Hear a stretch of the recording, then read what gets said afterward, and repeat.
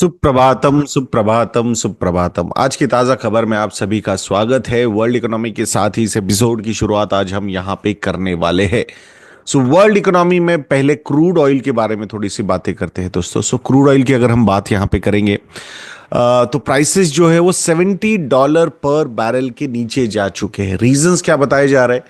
एक रीजन बताया जा रहा है कि यूएस में मिस्टर ट्रम्प ने ये जो बोला है, drill baby drill.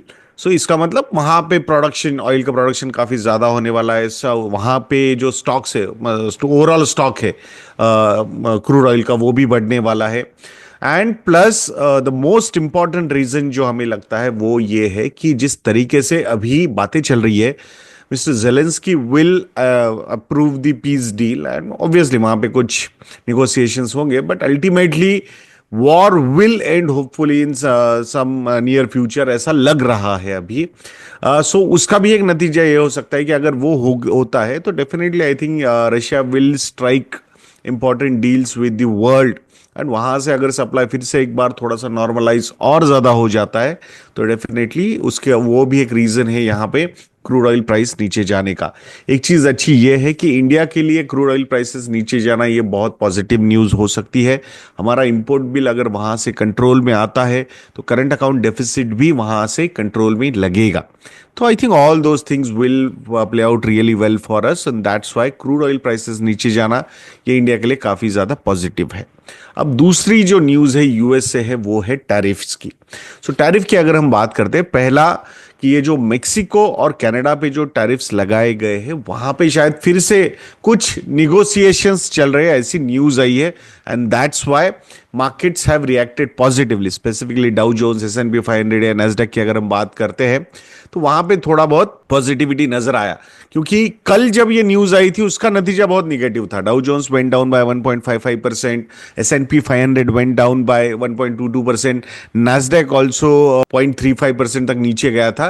And earlier तो मतलब इनिशियल जब शुरू हुआ था 2% भी नैस्डैक नीचे गया तो गिरा था, बट बाद में थोड़ा सा रिकवर हो गया था। तो ये जो रीजंस थे, तो आई थिंक कहीं ना कहीं अगर वहां कुछ फिर से एक बार निगोसिएशंस होते हैं तो शायद मतलब, और वी स्ट्रांगली फील दैट कि tariffs is not going to be the solution.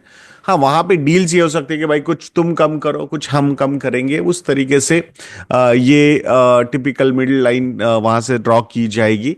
Let's hope that कि जल्द से जल्द ये पर्टिकुलर अनसर्टेनिटी दूर हो जाए, क्योंकि यूएस ने ये भी बोला है कि US is going to impose reciprocal tariffs against India, China and other countries also. वहां पे मतलब अप्रैल 2 से ये सारी चीजें होगी, ऐसा उनका कहना है। तो ऑब्वियसली आई थिंक उसका एक इम्पैक्ट जो है वो इंडिया पे भी हो सकता है, बिकॉज स्पेसिफिकली मिस्टर ट्रम्प ने जो बोला कि इंडिया में ऑटो टैरिफ्स 100% है कंपेयर टू यूएस, तो कुछ चार्ज नहीं कर रहा है। मतलब यूएस में हम भी क्या बेचते हैं और वो भी यहाँ पे आके क्या बेचने वाले हैं, वी डोंट नो। अब देखते हैं। टेस्ला इज वन थिंग कि जहां थोड़ा सा इम्पैक्ट हो सकता है and that can disrupt some EV industry जो काफी अपकमिंग लग रही है, बट आई थिंक वहां पे भी affordability is going to be another problem. Let's see कैसे उसका सॉल्यूशन वहां सामने आता है। बट ओवरऑल कुछ sectors are vulnerable, like chemicals, metal products, jewellery या एग्रीकल्चरल गुड्स, ये थोड़े से सेक्टर्स है जिसका नतीजा जिस पे ये टैरिफ हाइक का इम्पैक्ट हो सकता है। सिटी रिसर्च उन्होंने एक एस्टिमेशन भी दिया था कि $2 बिलियन टू $7 बिलियन का इम्पैक्ट एनुअली एक्सपोर्ट्स पे, इंडियन एक्सपोर्ट्स पे हो सकता है। 2024 की अगर हम बात करते हैं तो इंडिया से यूएस में जो एक्सपोर्ट्स हुए थे दोज वर अराउंड $74 बिलियन, जिसमें pearls, James, pharmaceuticals and petrochemicals, ये सारे सेक्टर्स काफी ज्यादा थे। तो ऑब्वियसली कहीं ना कहीं वो इम्पैक्ट होगा। इंडिया का अगर एवरेज टैरिफ जो इंडिया लगाता है यूएस गुड्स पे जो इंडिया में आते हैं वो अराउंड 11% है, vis a vis US charges around 2.8%। So obviously ये 8.2% का जो डिफरेंस है that is not acceptable to mister Trump and that's what he is suggesting कि नहीं, अगर आप हमें चार्ज करोगे तो हम भी सिमिलरली रेसिप्रोकल वे से आपको यहाँ पे चार्ज कर सकते हैं। सो उसी का नतीजा आप देखना पड़ेगा हमें कि कितना एग्जैक्टली होता है। 2 अप्रैल से उन्होंने बोला तो है कि भाई इम्पैक्ट होगा। अब देखते हैं। Major countries which are getting problems जो है वो India, China, EU, Brazil, Mexico, Canada, ये सबको इसका इम्पैक्ट यहाँ पे होता हुआ हम देख रहे हैं। तीसरी न्यूज जो है वर्ल्ड इकोनॉमी में वो चाइना से। So China sets bullish 5% growth target despite US tariffs. 2025 का जो टारगेट उन्होंने रखा है ग्रोथ का वो 5% का रखा है। Government spending is going to increase majorly because उन्होंने जो फिजिकल डेफिसिट है जो अर्लियर 3% होता था वो 4% तक उन्होंने बढ़ाने का डिसीजन लिया हुआ है। So that is the reason.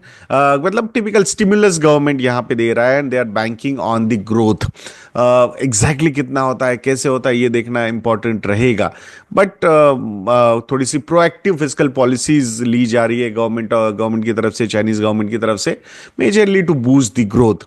12 million plus new urban jobs create करने का प्लान उन्होंने बनाया है। 12 मिलियन प्लस यानी कि अराउंड 1.2 करोड़ नए अर्बन जॉब्स वो प्लान कर रहे हैं क्रिएट करने का। अनएम्प्लॉयमेंट टारगेट जो है वो 5.5% का ही है, जो लास्ट ईयर 2024 में भी वही था। और यूएस टैरिफ्स के जो थोड़े से कंसर्न्स का फील हो रहे हैं वहां पे, स्पेसिफिकली एक्सपोर्ट्स पे और ओवरऑल ग्रोथ पे। अब कैसे इस चैलेंज से बाहर निकलता है चाइना, ये जो एक्शंस लिए गए उसके एग्जैक्ट इम्पैक्ट क्या होते हैं, hopefully in next 1 or 2 quarters we will start getting the results. Now next news Indian economy की तरफ से अगर हम बात करते हैं तो जिसमें सर्विसेज सेक्टर ग्रोथ की बात करेंगे, तो सर्विसेज सेक्टर का जो पीएमआई नंबर आया है for the month of February, that number is at 59। Last month that was जनवरी में ये मंथ नंबर था 56.5। तो एक strong demand and business optimism यहां पे सर्विसेज सेक्टर में नजर आ रहा है। That is a positive sign. Expansion in new export business जो है वही ये ग्रोथ को ड्राइव कर रहा है। फॉरेन ऑर्डर्स और मतलब जो आए हैं they are reaching at 6-month high level. So these are positive things. Firms are also have also increase the hiring and they are also contributing to the job growth. Cost price inflation की अगर हम बात करते हैं तो 4-month लो पे ये number जा चुका है higher. But still firms are passing the higher cost to the customers, तो उसका एक इम्पैक्ट थोड़ा बहुत रहेगा इन्फ्लेशन साइड पे।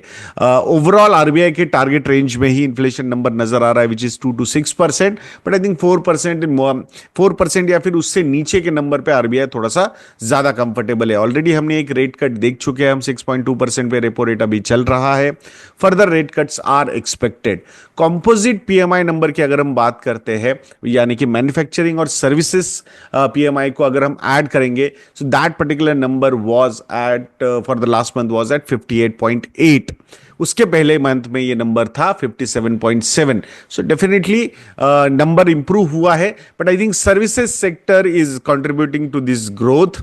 मैन्युफैक्चरिंग में थोड़ा सा स्लो डाउन नजर आ रहा है, बट स्टिल मतलब स्लो डाउन की अगर हम बात करते हैं तो manufacturing PMI number was around 56।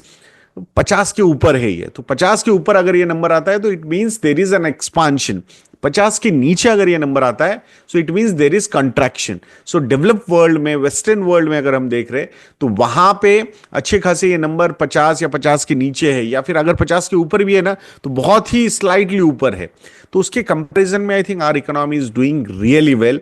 That's what we feel over here. अब नेक्स्ट न्यूज जो है इंडियन इकोनॉमी में वो है इंडिया के होम प्राइसेस के बारे में बात करेंगे। तो कुछ रिपोर्ट्स आई है सामने जिसमें होम प्राइसेस जो है in this calendar year that is 2025, so real estate prices can go up by 6.5%। Specifically house prices, home prices की अगर हम बात करते हैं, and next year that is 2026 में home prices will go up by 6%। So last year यानी कि 2024 के अगर होम प्राइसेस की ग्रोथ हम देखते हैं तो दैट वाज 4%। तो उसके कंपैरिजन में थोड़े से ये अच्छे नंबर्स हो सकते हैं 2025 एंड 26 में। और रेंट्स कितने बढ़ सकते हैं? So rents are expected to rise by 7 to 10%। So consumer inflation जो है वो 4.3-4.4% का है, तो उससे काफी ज्यादा रेंटल्स वहां पे बढ़ रहे हैं, because affordability, buying a particular home ये सबसे बड़ा प्रॉब्लम हो रहा है, and that's why people are preferring to rent a property rather than buying a property. और इसीलिए रेंटल जो इन्फ्लेशन है, रेंटल इन्फ्लेशन वो ज्यादा नजर आ रहा है कंपेयर टू जो होम इन्फ्लेशन, जो होम प्राइस इन्फ्लेशन है उसके कंपैरिजन में।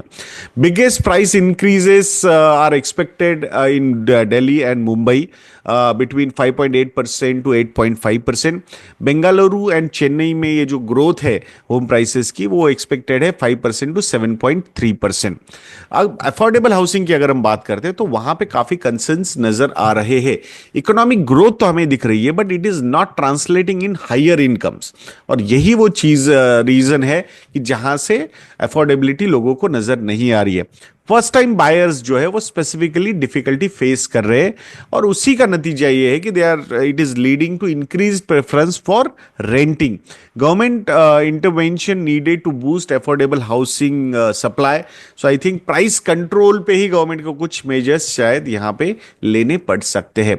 ओवरऑल अगर अफोर्डेबल हाउसिंग में डेफिसिट की हम बात करते हैं, सो 10.1 मिलियन यूनिट्स का डेफिसिट है अफोर्डेबल हाउसिंग में, यानी कि अराउंड 1 करोड़ घर अभी भी मतलब 1 करोड़ लोगों के पास जो मतलब ये अफोर्डेबल हाउसिंग में वो ले सकते, मतलब they are in a way eligible government की साइड से भी, या फिर जिस जिस तरीके से अफोर्डेबल हाउसिंग प्रोजेक्ट्स आ रहे, but still they are not in a position to buy that. So I think ये डेफिसिट नंबर काफी बड़ा है, तो उसके लिए फोकस करना होगा गवर्नमेंट को भी to control the home price inflation. अब स्टॉक स्पेसिफिक या स्टॉक मार्केट की न्यूज के बारे में बात करेंगे दोस्तों, तो पहले आई थिंक ओवरऑल मार्केट के बारे में बात करते हैं यहाँ पे। तो 1-2 दिनों से हमने देखा है कि मार्केट थोड़ा सा इंचअप हुआ है। सो वो typically when we are looking at some numbers वगैरह, तो एक फटीग तो नजर आ रहा है। वॉल्यूम्स जिस तरीके से फॉर इंस्टीट्यूशनल इन्वेस्टर्स की तरफ से थोड़े कम होते जा रहे हैं, सो कहीं ना कहीं प्राइस और टाइम करेक्शन की बात करते हैं तो क्लोज टू 20 to 30% के बीच में ये करेक्शंस हुए, प्राइस प्लस टाइम करेक्शन मिला के। लार्ज कैप साइड में definitely it is on lower side, but small cap and mid cap side में ये नंबर्स काफी ऊपर थे। So I think rationality is coming back. Lot of people are saying that कि मतलब जिस तरीके का मार्केट फॉल हुआ है now, immediately we have also started getting calls कि नहीं फिर डेट में पार्क कर देना चाहिए क्या, and all those things. Retail investors are also showing some kind of panic because इतना sharp correction उन्होंने, जो नए इन्वेस्टर्स है स्पेसिफिकली पोस्ट कोविड, उन्होंने अभी तक देखा नहीं था। तो ये साइकिल्स आएंगे। I think we will have to understand when in FY24 we have seen returns like 60-70% in small and mid cap side, around 40% in large cap side. तो आई थिंक कहीं ना कहीं ये इरैशनल रिटर्न्स थे जो अब rational होते हुए नजर आ रहे हैं। तो I think from the long term point of view these kind of rationality actions from the market itself are very important, और इसको I think we should not complain about that. When we did not complain about higher returns, I think we should not complain about rationality getting back into the market. So I think ये एक मुझे लगता है कि valuation perspective से markets are trying to become more and more fair, though there are various opinions कि exact valuation क्या होना चाहिए. There are different theories, but I think the best theory for retail investor is averaging.